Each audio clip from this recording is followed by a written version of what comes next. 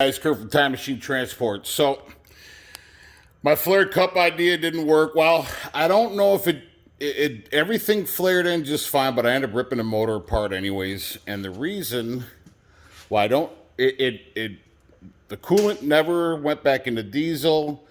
The oil's clean, the coolant's clean. However, my truck was smoking like it was on fire. So I found out as I started ripping everything apart. And I'm not a mechanic. I don't pretend to be one. So, however, I found a big, where is it? Right here. I found a big tear or crack in my hose that goes from the turbo to the air cleaner to the turbo. And then I had a problem with, I'll never buy an aftermarket turbo again. This one was like $400. But anyways, it didn't really have the power. It worked for a while, but my turbine's eaten up. So anyways, I was blowing a lot of black smoke, so I'm kind of done with the whole guessing game here. So I've never done this before, and the reason why I didn't put why I didn't tear the head off to put the injector cups in, because I had to put new injectors in. Anyways, it's pretty self-explanatory as far as pulling them. I mean, I'm not a mechanic, but I've learned a lot. So basically, you have to pull off your air cleaner, your turbo, which is pretty self-explanatory. Just take your time and get a couple pieces of cardboard and mark everything where the bolts go in the brackets. You're basically going to pull off the intake manifold. And I'm glad I'm actually doing this, because this, I don't know if it's an oil return or an oil supply, but look at that plan there. And as much as these trucks shake, man, that's going to be a problem. So I'm actually glad I did this. I started yesterday taking everything apart, and second day I'm already pulling the cam out, and I'll be pulling the head tomorrow with our forklift. But anyways, I went back in. I mean, I had the whole top of the stuff torn off 3 times. This is the 4th time, and I'm done playing the guessing game because she was running like crap. And another thing I found was my my AC line that goes into that hole right there. There was a bad O-ring, and I lost all my coolant. So another thing I found out when I was doing this. So there's a lot of stuff that I'm glad I'm doing this, because like I said, I'm really done with the guessing game. So anyways, you got to take off your turbo intake, or whatever you call it, coolant line, I think, or whatever. Anyways, I'm not a mechanic. I don't know the wordage, so I apologize. Anyways, on this side, you got to take off your thermostat housing, your manifold all the way down, your turbo. You don't have to pull the turbo, but I had a feeling it was my turbo, and so I'm going to put a new one on. If you look back at I can't upload on Kurt Sabella anymore, because YouTube prohibited me from uploading videos because of my contact with some BS on there. But anyway, so I'm going to a different channel. So when you see this, my other channel is Kurt, K-U-R-T, Sabella, S-I-B-I-L-A. It's S as in Sam, I-B as in Bob, I-L-A, Kurt Sabella. Anyways, this is my first time doing any of this. Everything came out. I would spray all your manifold bolts down, because, well, I had my manifold replaced when I was on the road about 6-7 months ago. So I was not fortunate, but the bolts came out very clean. Anyways, like I said, just take your time, pull everything. I can't tell you the sizes. I don't really know, but take a lot of pictures. That's what I've done. So you got your thermostat housing up here. You'll have your line that goes to your thermostat for your coolant, your valve cover, obviously. And then, so like I said, I need to put a new turbo in. And then what I did was I put everything on clean surfaces. So that's, and I'm going to clean all this up before I put it back on. So my manifold, my thermostat housing, my crab claws for my injectors, my jakes, and my rocker arms. And then what I did was my intake, I loosened these clamps up, but this thing is not coming out, man. So hope I'm not going to tear the hose or anything, but anyways, I am going to support it with a bungee cord overnight, and then you have to pull out your injector harness through the back. So I was going to do a video on this thing, but I'm just so frustrated at this point. So your wire harness is going to come through the back there. There's a hole right there, and that's basically where your wire harness is going to go up through, and it's got a little gasket thing on it. Anyways, what I did was, and then I pulled off the manifold on this side, or the air intake on this side, and there was just a couple lines and some injector wires, or the injector that goes to the computer or whatever. I did break an air line that was pretty brittle, so I have to replace that. That goes around to the front there, right on the bottom. Anyways, and then I pulled my coolant sensor right there. There was and this is a Detroit 60 series. There was a check valve on the back of the motor block, or the back of the head. And then I had to pull this bolt here. So anyways, I'm sorry I didn't do a video while I was doing everything, but I don't know, I don't want to I don't want to guide anybody, that's looking for mechanics that do it professionally. But anyways, and then, so like I said, take your time, take a lot of pictures all the way across, and then like I said, and then over here I marked everything here, as you can see. And then I put my bolts back in my manifold, so I knew exactly, because there was a couple threaded ones right here, and there. So I put them back exactly, and I'll clean all this up before I put it back on.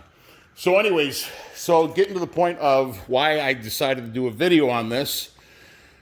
Again, these mechanics, God's gift to this planet, they say, they think, but I can't get a mechanic that can even come out here for 8 hours at $150 an hour, and they just don't want to fucking work. But anyways, so I marked, I don't know if this is important, but I marked my camshaft hold downs or brackets. I just marked them. I don't know, it just made sense to me. And then you can see here, have a grease pen right there, a grease pen, and mark the top of your camshaft exact all the way up the side there. And the reason why I did that was I have my inspection cover off for my camshaft bolt. Let me get so these guys that are doing these videos, man, they don't get into detail, and that's what's really disturbing. But that's what it looks like on the inside. You have those big round holes. There's like 6 of them, I think, that go all the way around. And then if you can see my green marks back there, let me take this out, and I'll show you what I did. So if you look inside there, you can see I got 3 lines on the teeth.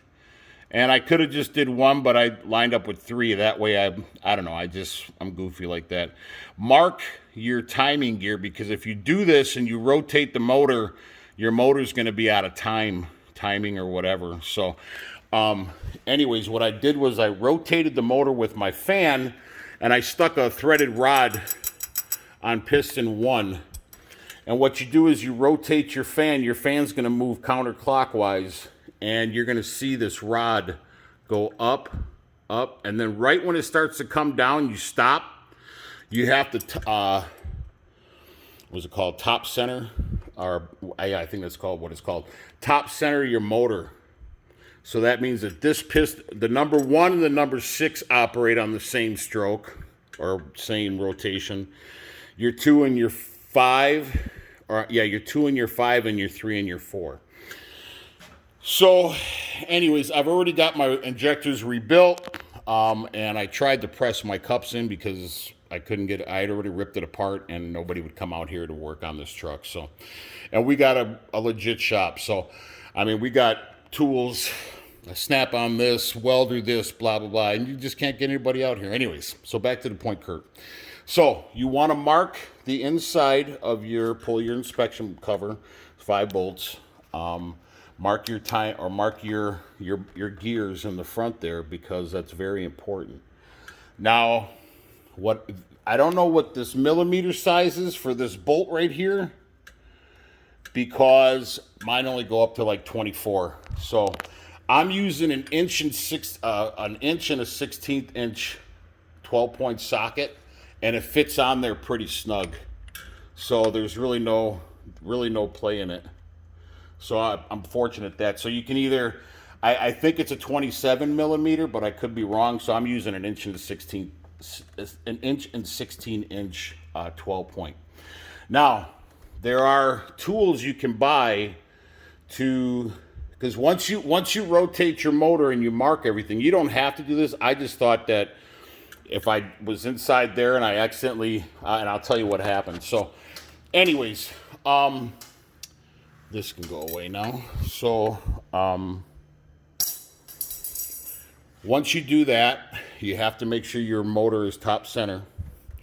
I don't know why. Don't ask me why. So, but that's what some of the videos said. However, nobody went into detail about pulling the camshaft, because they just don't.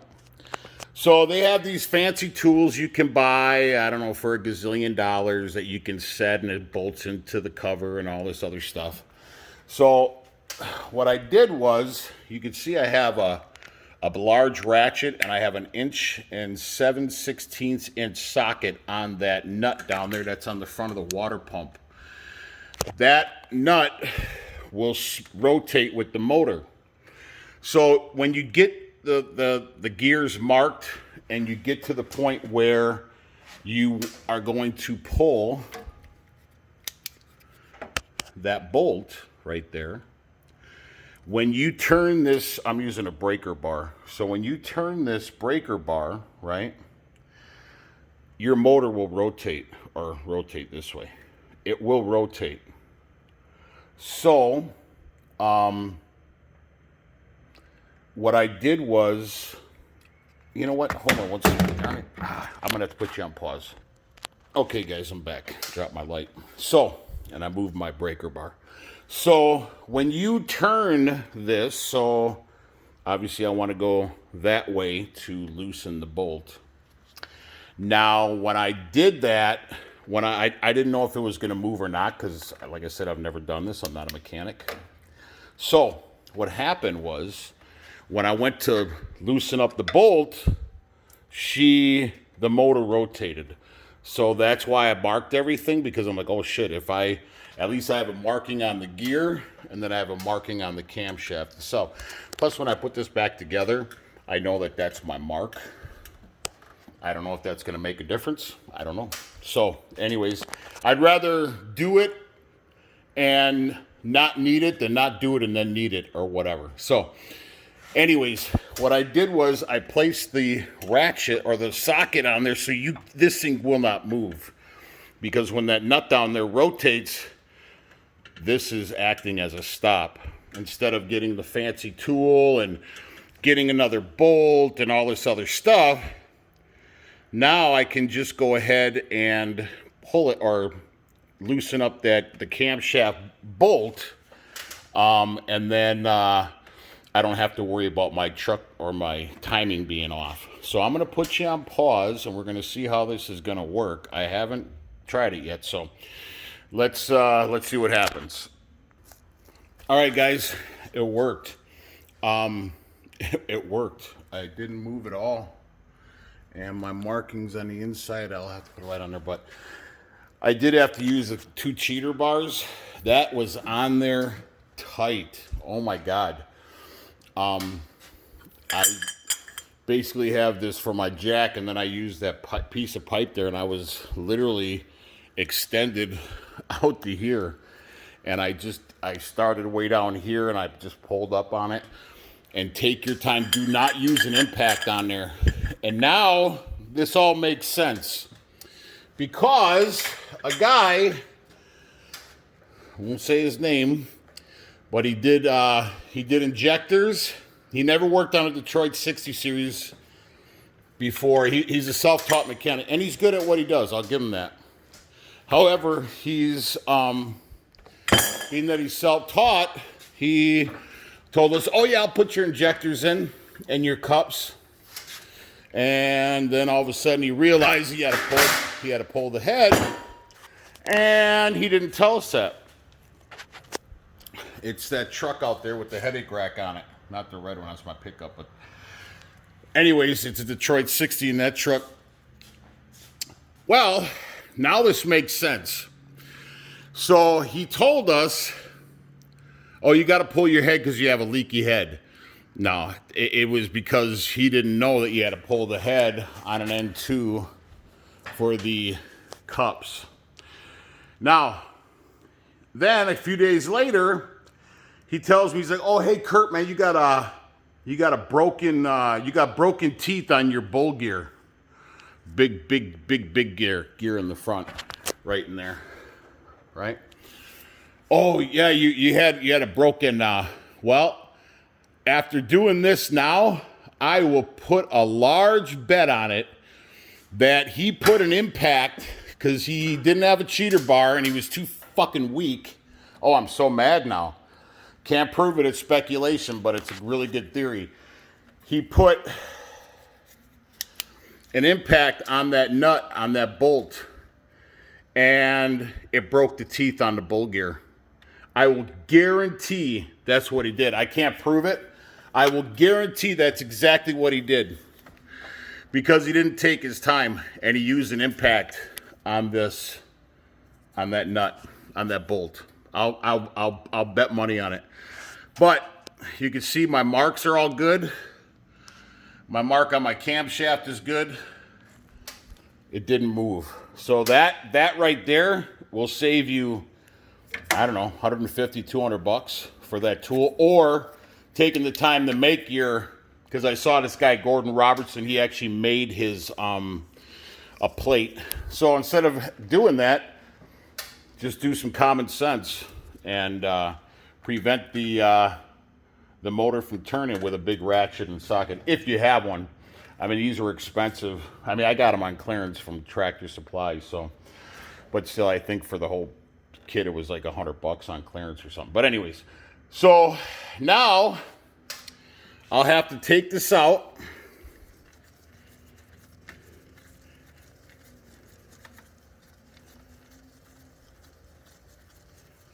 And this is the reason why I didn't pull my head, is because this was the intimidating part. Nothing else. I mean, don't get me wrong. It wasn't like I was like, "Oh yeah, sure, I'll just take apart a big ass diesel motor." And I would not suggest doing this outside in the elements, because if it rains, you're going to be in a world of hurt, unless you have it covered up with plastic or whatever. But even then, the moisture. So when I did how many videos, I've been home for 3 months now, because every mechanic was 2 months out, every good mechanic. And then the guy that was going to machine the head, he was like 2 weeks out. And I'm thinking, okay, well, I could just press the cups in. Like I said, I don't know. Nothing ever leaked. All my coolant is good. My diesel's good. However, my diesel's, it's like super dirty. So I think it's a bad, or a really, just an old bad fuel pump. So I got to put a new fuel pump in. But, or they say, oh, so here's an interesting thing.